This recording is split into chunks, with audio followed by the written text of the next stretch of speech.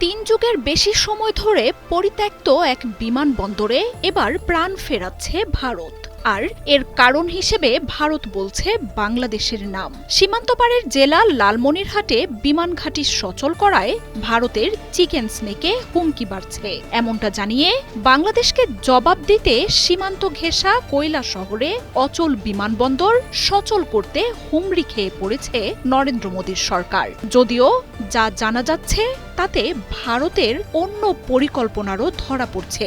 বেসামরিক বলা হলেও এটিতে সামরিক বিমান ঘাঁটির আদলে সব সুবিধা থাকবে, উড়তে পারবে যুদ্ধ বিমানও। ত্রিপুরার সীমান্ত ঘেঁষা কৈলাসহর বিমানবন্দরকে ফের চালু করতে তোড়জোড়ে নেমেছে ভারতের কেন্দ্রীয় সরকার। গেল সপ্তাহেই এয়ারপোর্ট অথরিটি অব ইন্ডিয়ার প্রতিনিধি দল উনকোটি জেলার ওই বিমানবন্দরটি পরিদর্শন করে বৈঠক করেন ত্রিপুরার মুখ্যমন্ত্রী মানিক সাহার সঙ্গেও। আনন্দবাজার বলছে, সম্প্রতি নয়াদিল্লিতে গিয়ে কৈলাসহর বিমানবন্দর দ্রুত চালু করার জন্য মোদীর কেন্দ্রীয় সরকারের কাছে অনুরোধ জানায় ত্রিপুরার শাসকরা। ত্রিপুরার অচল বিমানবন্দরটি তড়িঘড়ি চালুর পেছনে সবচেয়ে বড় কারণ বাংলাদেশের লালমনিরহাটের বিমান ঘাঁটিটি পুনরুজ্জীবিত করার সিদ্ধান্ত। সম্প্রতি লালমনিরহাটে বিমান ঘাঁটিটি সচল করার কথা নিশ্চিত করেছে সেনাবাহিনী।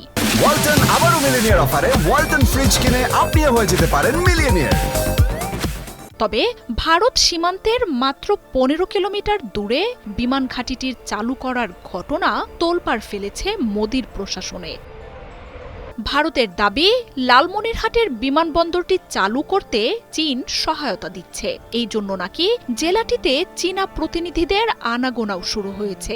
বিমান ঘাঁটিটি চালু হলে এর মাধ্যমে চীন ভারতের চিকেন স্নেক অঞ্চলে নজরদারি বাড়াবে বলে অভিযোগ ভারতের। আর তাই যে কোনো পরিস্থিতির জন্য প্রস্তুত থাকতে ভারত ত্রিপুরার এই বিমানবন্দরকে সচল করছে। বলা হচ্ছে, কৈলাসহরের এই বিমানবন্দরটি বেসামরিক বিমান চলাচলের জন্যই ব্যবহার করা হবে। তবে তাতে থাকবে যুদ্ধ পরিস্থিতির সব সুবিধাই। যুদ্ধ বিমান উড্ডয়ন, অবতরণ, জ্বালানির মতো সব ব্যবস্থা যুক্ত থাকবে এতে। বাংলাদেশে সাবেক সরকারের পতনের পর ভারত চিকেন নেকের নিরাপত্তা নিয়ে তুমুল উদ্বেগে ভুগছে। মোদীর সরকারের দাবি, 7 সিস্টার্স ও চিকেন নেকের দিকে বহু দিন ধরেই নজর রয়েছে চীনের। আর বাংলাদেশের সাথে পাকিস্তান ও চীনের সম্পর্ক সেই অঞ্চলগুলোতে শত্রুদের আনাগোনা বাড়াচ্ছে, এমনটাই জানাচ্ছে ভারতীয় গণমাধ্যমগুলোর প্রতিবেদন। সবশেষ প্রধান উপদেষ্টার চীন সফরে 7 সিস্টার্স নিয়ে করা মন্তব্য তো ভারতের রাজনীতিতে ঝড়ই তোলে। সেসব প্রেক্ষিতে চিকেন স্নেক ঘিরে ব্যাপক তৎপরতা বাড়িয়েছে ভারত সরকার।